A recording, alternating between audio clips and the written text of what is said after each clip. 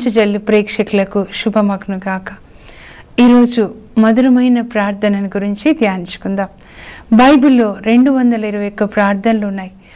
అందులో దేవుడు వెంటనే జవాబు చెప్పిన ప్రార్థన, కుడి ప్రక్కనున్న దొంగవాడు చేసిన ప్రార్థన. లూకా సువార్త 23:34 ఒకసారి చూద్దాం.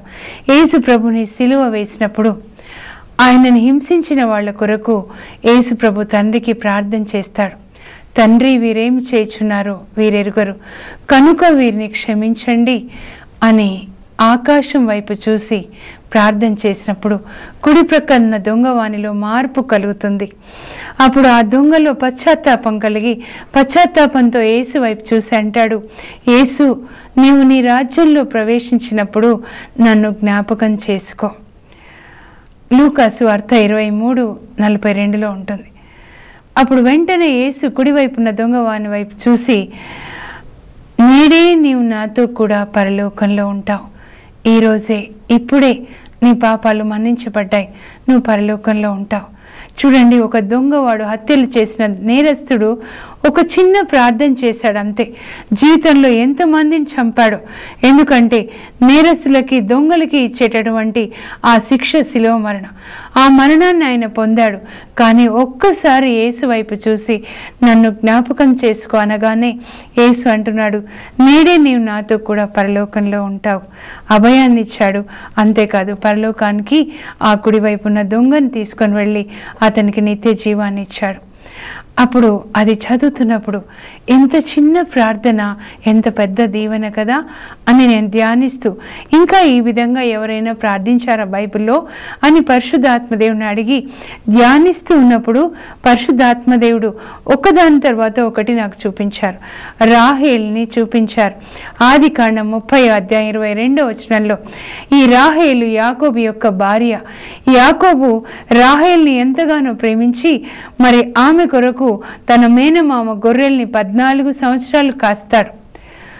మరి ఆయన కూడా వివాహం రోజున 7 సంవత్సరాలు గొర్రెలు కాచిన తర్వాత వివాహం రోజున యాకోబు యొక్క మామ లాబాను రాహేల్ని పడక గదిలోకి పంపించే బదులు తన పెద్ద కూతురు లేయాని పంపిస్తాడు. మరి ఆ మామ చేసిన మోసం మరుసటి రోజుకి యాకోబుకి తెలుస్తుంది. అప్పుడు మామయ్య వచ్చి అడుగుతాడు, మామయ్య, నీ చిన్న కూతురు కొరకు కదా నేను 7 సంవత్సరాలు గొర్రెలు కాచాను, మరి పెద్ద కూతురునిచ్చి నన్ను మోసం చేశావేంటి? అప్పుడు లాబాను కూల్గా చెప్తాడు, పెద్దమ్మాయికి పెళ్లి చేయకుండా చిన్నమ్మాయికి పెళ్లి చేయడం మా దేశ ఆచారం కాదు. లేదు, నాకు చిన్నమ్మాయే కావాలి. అయితే ఇంకొక 7 సంవత్సరాలు నా గొర్రెలు కాయి అంటాడు. యాకోబు ఒప్పుకుంటాడు. ఇంకొక 7 సంవత్సరాలు యాకోబు రాహేల్ కోసం గొర్రెలు కాస్తుంటే మరి రాహేల్కి చాలా చాలా సంతోషం ఉండొచ్చు, గర్వం ఉండొచ్చు. నా భర్త నా కొరకు చూడండి ఈ 14 సంవత్సరాలు గొర్రెలు కాచాడు, అంతగా నన్ను ప్రేమించాడు. మరి ఎవరు కూడా ప్రపంచంలో అలాంటి పని చేసి ఉండరు. మరి భార్యని పొందినప్పుడు, రాహేల్ని పొందినప్పుడు రాహేలు వెనకాలే యాకోబు ఉండొచ్చు. యాకోబు లేయా కంటే రాహేల్ని ఎక్కువగా ప్రేమించాడని బైబిల్ చెప్తుంది. మరి రాహేలు వెనకాల పడుతూ ఉన్నప్పుడు అలాగే చూస్తూ ఉంది, కానీ భర్తను ఆకర్షించలేకపోయింది. మరి భర్త నిర్లక్ష్యం, ప్రేమలు దొరకడం లేదు. తన సొంత చెల్లెలు తన భర్తని తన దగ్గరికి రావాలంటే కూడా చెల్లెలు పర్మిషన్ కావాలి.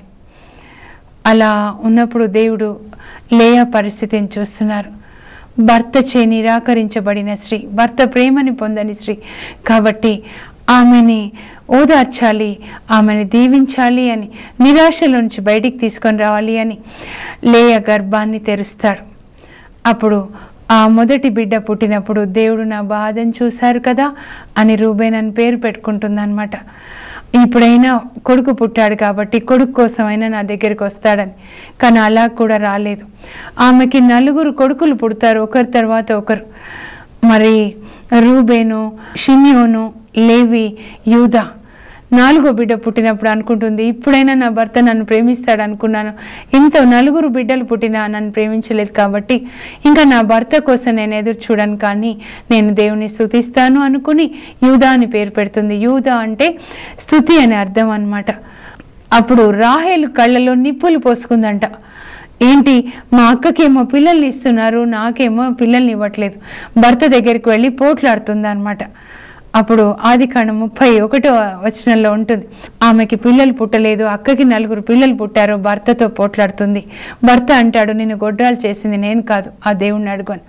అప్పుడు ఆమె అంటుంది, అప్పటికైనా కూడా రాహేల్కి సరిగ్గా బుద్ధి రాదనమాట. వాళ్ళ నాన్నగారు తనకు ఒక దాసి, 2 అక్కచెల్లెలకి ఒక్కొక్క దాసిని ఇస్తాడు. తన దాసిని భార్యగా చేస్తుంది భర్తకి. ఎంత తెలివి తక్కువ పని చూడండి. బిల్హా అనే దాసి పని చేయడానికి ఇస్తే వాళ్ళ నాన్నగారు, ఈ అమ్మాయి ఏం చేస్తుంది, భార్య అని చేస్తుంది. పోనీలే భర్తతో అంటుంది, నాకు పిల్లలు పుట్టలేదు కదా, నా దాసిని తీసుకొని భార్యలాగా ఆమెకి పిల్లలు పుడితే ఆమె పిల్లల్ని ఎత్తుకుంటాను. అక్కకి పుట్టిన పిల్లల్ని ఎత్తుకోవడానికి లేదు, కానీ దాసికి పుట్టిన పిల్లల్ని ఎత్తుకుంటాను అంటుంది అనమాట. అయితే దాసికి దేవుడు పిల్లల్ని ఇస్తారు బిల్హాకి. ఆ బిల్హాకి పుట్టిన పిల్లలు బిల్హాని తల్లి అని పిలుస్తారు, కానీ రాహేల్ని పిలవరు కదా. అప్పుడు అక్క ఏం చేస్తుంది, అక్క కూడా ఏంటి, నువ్వు నీ దాసినిచ్చి పెళ్లి చేస్తే నేను ఇవ్వనా, నేనేంటి తక్కువ, నేను కూడా నా దాసినిచ్చి పెళ్లి చేస్తాను. ఆ లియా కూడా మరి జిల్ఫా తన దాసినిచ్చి భర్తకు పెళ్లి చేస్తుంది. ఇప్పుడు 3 భార్యలు, అందరికీ పిల్లలు పుడతారు. లేయాకి ఉన్నారు, మరి దాసిలిద్దరికీ ఉన్నారు. అందరి చుట్టూ పిల్లలు అమ్మ అమ్మ అని తిరుగుతూ ఉన్నారు. మరి అందరూ పిల్లలు తల్లిని ప్రేమిస్తున్నారు, తల్లి పిల్లల్ని ప్రేమిస్తుంది, తినిపిస్తూ ఉన్నారు. ఇంటికి ఎవరైనా వచ్చి ఏంటమ్మా నీకెంతమంది అని అంటే, ఈమె 4 అంటుంది, ఆమె 2 అంటుంది, ఆమె 2 అంటుంది, నీకు అంటే నాకు పిల్లలు లేరు.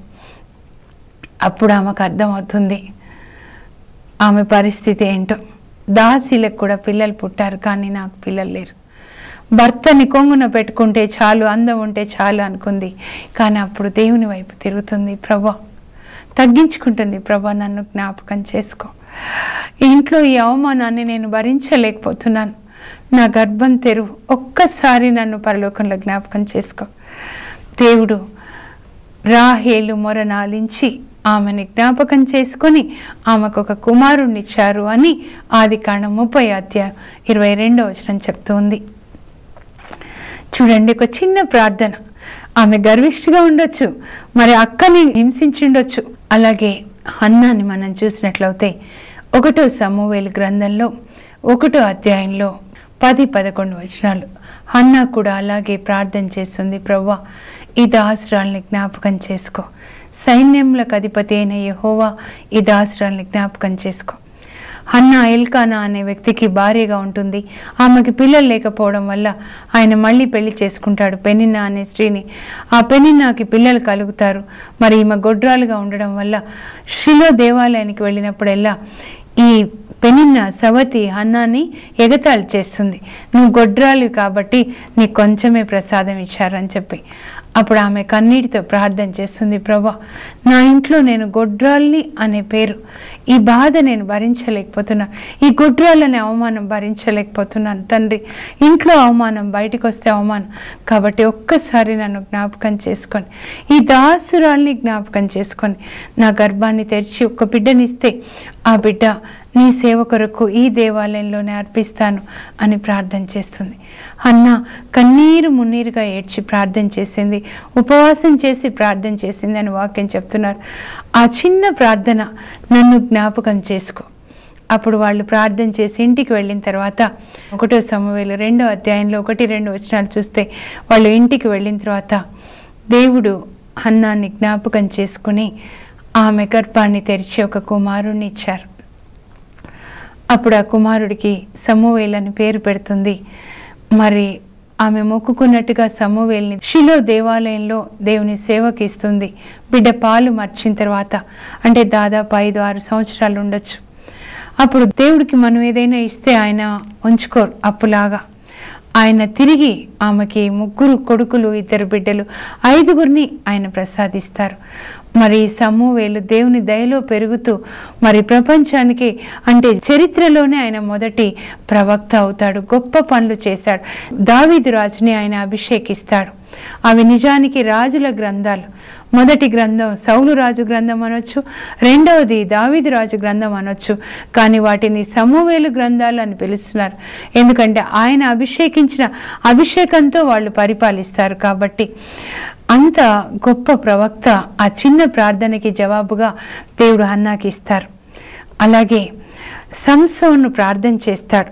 న్యాయాధిపతుల గ్రంథంలో 16వ అధ్యాయంలో 28వ వచనంలో సంసోను ఫిలిస్తీన్ల చేతిలో అప్పగించబడినప్పుడు దాగోను దేవాలయంలో ఉన్నప్పుడు ఆయన కళ్ళు పెరికి వేసి తల కొరికించి ఆయనతో వినోదం చేయమని ఫిలిస్తీయ దొరలు అవమానం చేస్తూ ఎగతాళి చేస్తూ ఉన్న సమయంలో దానియేలు ప్రార్థన చేస్తాడు, ప్రభువా ఒక్కసారి నన్ను జ్ఞాపకం చేసుకో, ఈ పాపిని జ్ఞాపకం చేసుకో.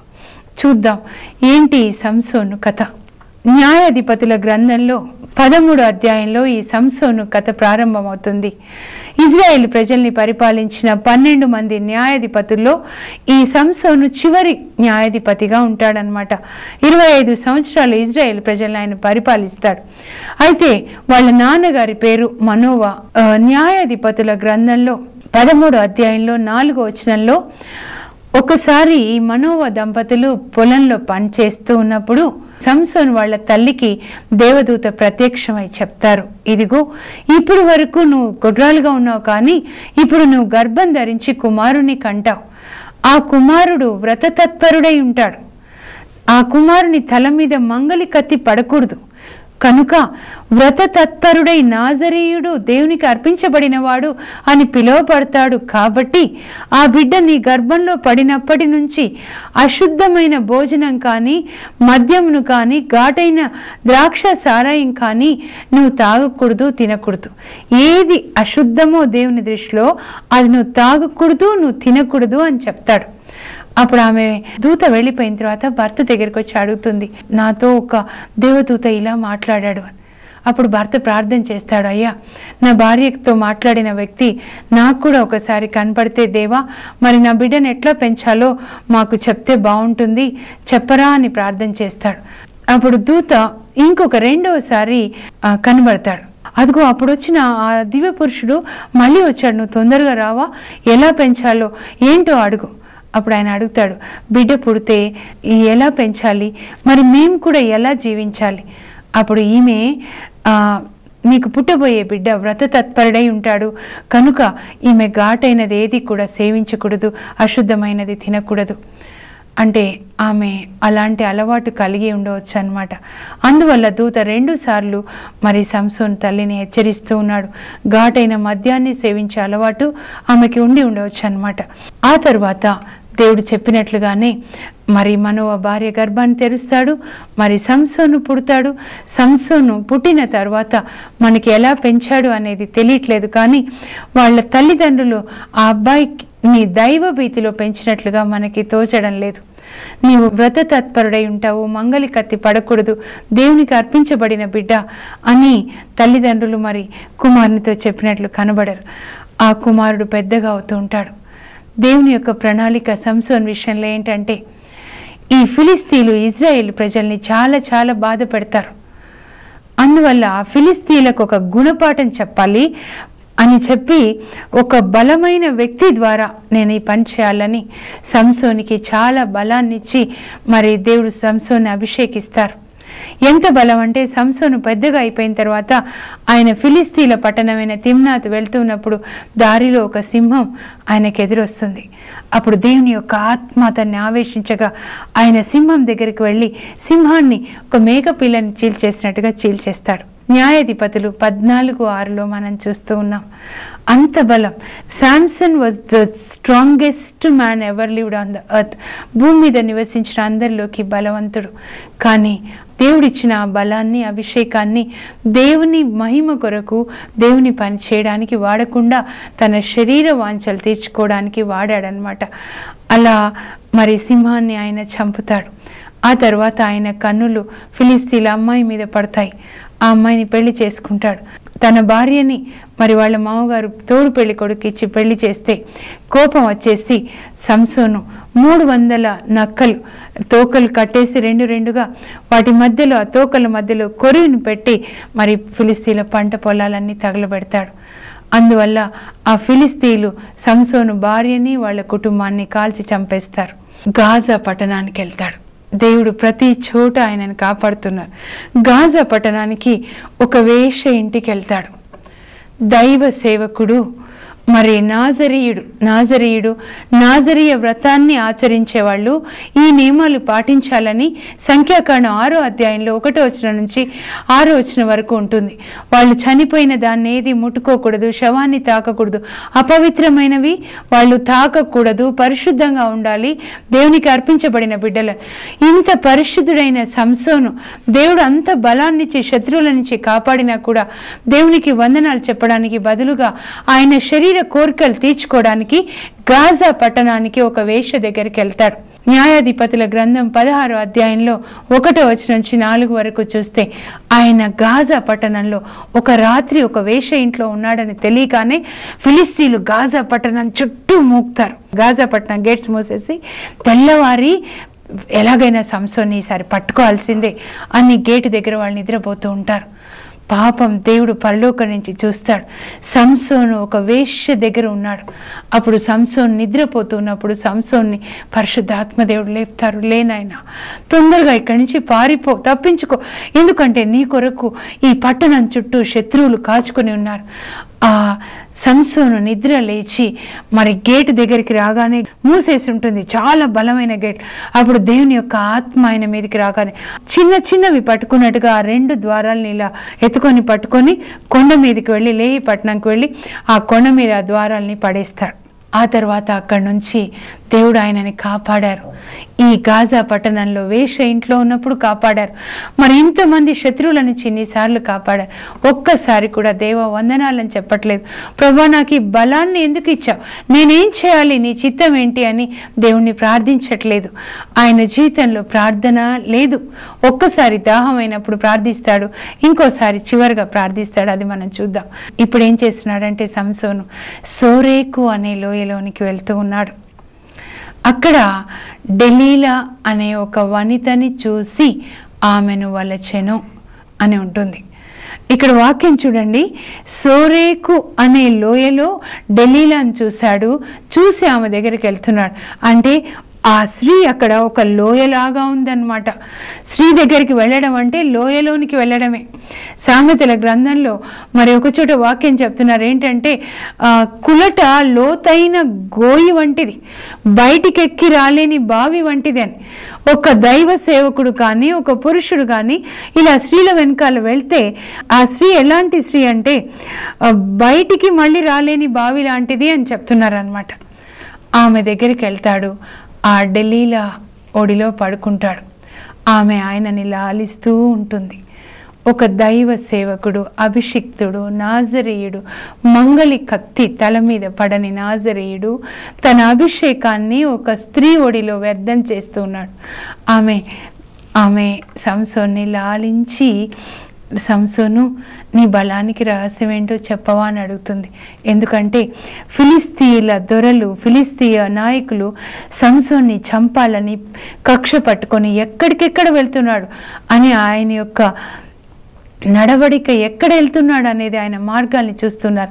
ఎప్పుడైతే సంసోను ఢిల్లీలో ఒడిలో ఉండడం చూస్తారో సంసోన్ ఈ ఫిలిస్తీయ దొరలు 11 మంది ఒక్కొక్కరు 11,000 నాణాలని తీసుకొని వచ్చి, వెండి నాణాలు ఆ అమ్మాయికి ఇస్తారు. ఇచ్చి ఆయనని లాలించి బుజ్జగించి అతని బలానికి రహస్యం ఏంటో కనుక్కోవా అని చెప్తే ఆమె ఆ డబ్బులన్నీ తీసుకొని సరే అని చెప్తుంది. అలా ఒడిలో పట్టుకొని అడుగుతుంది, ఎలా నీ బలం ఎట్లా పోతుంది నువ్వు చెప్పవా అని చెప్తాడు. నన్ను పచ్చి తాళ్లతో కట్టేస్తే నా బలం పోతుంది. పచ్చి తాళ్లతో సంసోన్ని కట్టేసి ఫిలిస్తీయ దొరల్ని పిలుస్తుంది. పిలిచి చెప్తుంది, అదిగో సంసోను ఫిలిస్తీయ దొరల్ని మీదికి వస్తున్నారు. ఎప్పుడైతే ఫిలిస్తీయ దొరలు ఆయన మీదికి చంపడానికి వస్తారో వెంటనే దేవుని యొక్క ఆత్మ ఆయనని ఆవేశిస్తుంది. ఆ తాళ్ళన్నీ కూడా తెగిపోతాయి.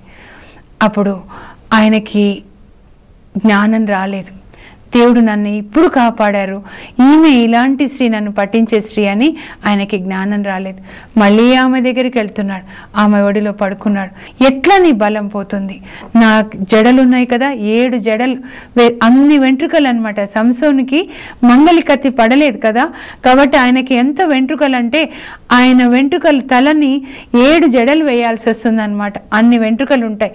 నా ఈ తల 7 జడలు ఉన్నాయి కదా, ఇది మగ్గానికి కట్టేసి ఇలా లాగితే నా బలం అంతా పోతుంది అప్పుడు ఆయన 7 జడలు మగ్గానికి ఆమె కట్టేస్తుంది అనమాట. అప్పుడు అదిగో సంసోను ఫిలిష్తీయ దొరలు నీ మీదకి వస్తున్నారు అని చెప్పగానే దేవుని యొక్క ఆత్మ ఆయన మీదకి వస్తుంది. అప్పుడు ఆ తాళ్ళన్నీ తెగిపోతాయి. అలా 6 సార్లు అమ్మాయి ఒక్కసారి కాదు, నువ్వు ప్రతిసారి అబద్ధం చెప్తున్నావు, నిజంగా నీ బలానికి రహస్యం చెప్పు అని అడిగినప్పుడు అప్పటికి కూడా సంసోన్కి జ్ఞానం రావట్లేదు. ఎన్నిసార్లు దేవుడు ఆయనని కాపాడుతున్నారు, అయినా కూడా జ్ఞానం రాలేదు. చివరికి 6సారి అమ్మాయి అడుగుతుంది, నీ బలానికి రహస్యం చెప్పు అన్నప్పుడు, పుట్టినప్పటి నుంచి నేను నాజరీయుడినై ఉన్నాను, నా తల మీద మంగలి కత్తి పడలేదు. ఎప్పుడైతే నా తల మీద మంగలి కత్తి పడుతుందో అప్పుడు నా బలం అంతా పోతుంది. వెంటనే ఆమె ఆయనని బుజ్జగించి నిద్రపుచ్చి ఆ మంగలి కత్తి తెచ్చి తల అంతా కొరికిస్తుంది. అప్పుడు దేవుని యొక్క ఆత్మ అతన్ని విడిచిపెట్టి వెళ్ళిపోతుంది. వెంట్రుకల్లో బలం లేదు, కానీ దేవుడు ఏదైతే చేయొద్దన్నారో అది చేయడం వల్ల దేవుని ఆత్మ అతన్ని విడిచిపెట్టి వెళ్ళిపోతుంది.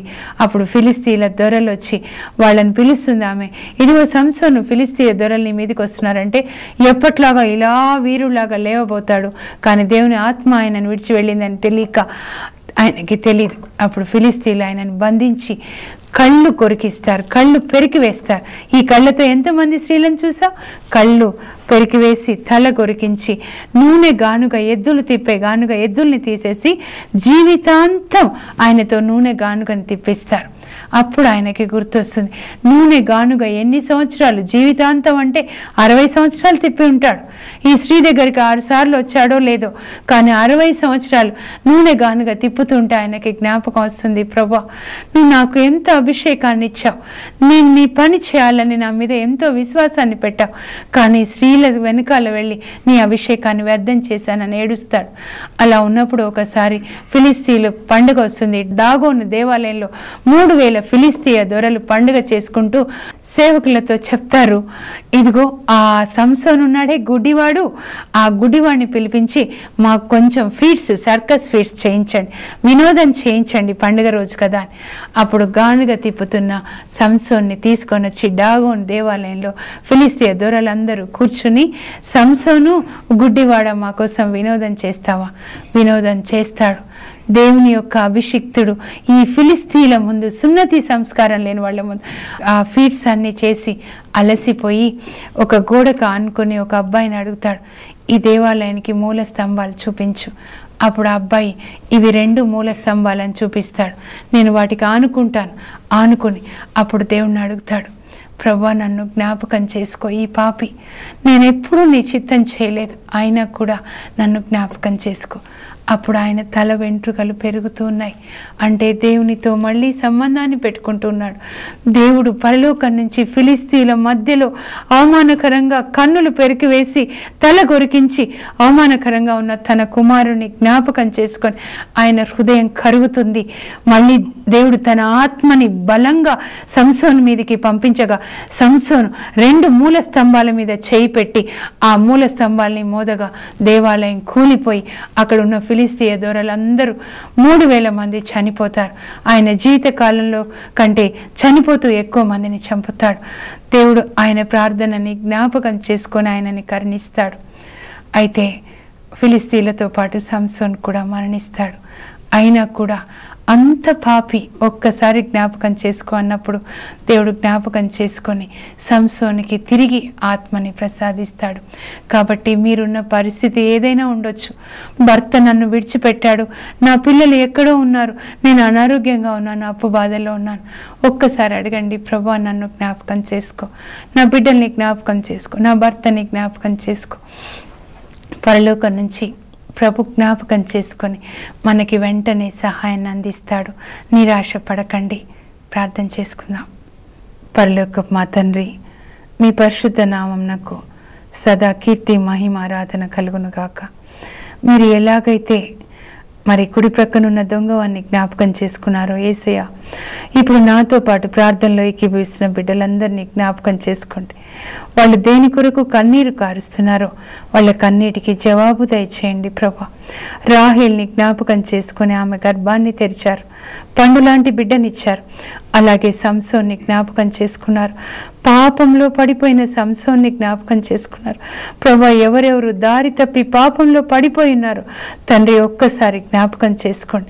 ఏ తల్లులు నా కుమారుణ్ణి జ్ఞాపకం చేసుకొని ప్రార్థిస్తున్నారు వాళ్ళని జ్ఞాపకం చేసుకొని తండ్రి గొప్ప కార్యాలు వాళ్ళ జీవితంలో చేయండి ప్రభా.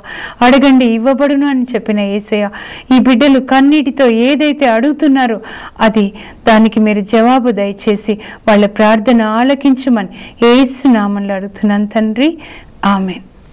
ప్రభు మిమ్మల్ని జ్ఞాపకం చేసుకొని మీ ప్రార్థనకి జవాబిచ్చి మీ దుఃఖాన్ని సంతోషంగా మార్చుదురుగాక. మంచు జల్లు కుటుంబ సభ్యులుగా చేరి మా సేవను బలపరచగలరు. మా కుటుంబ సభ్యులుగా చేరాలనుకుంటే మాకు ఫోన్ చేస్తే మీకు ఒక ఫామ్ పంపిస్తాం. మీ ఫోటోతో పాటు మీ విన్నపాలను మాకు రాసి పంపించినట్లయితే మీకోసం అనుదినం ప్రార్థిస్తాం. మీరు ఒక ఎపిసోడ్ స్పాన్సర్ చేయాలనుకున్నా, మీకు ఏదైనా ప్రార్థన అవసరతలు ఉన్నా మమ్మల్ని సంప్రదించగలరు. మా ఫోన్ నంబర్స్ 66626206, 9848024640, 9959670994. దేవుడు మిమ్మల్ని ప్రేరేపించిన కొలది ఈ సేవను ఆర్థికంగా బలపరచగలరు. For more information, please contact us. Our address, Mrs. Jacinta Rani, 214 Pavani Estates, near St. Anthony's High School, Himayat Nagar, Street number 8, Hyderabad 29, Andhra Pradesh.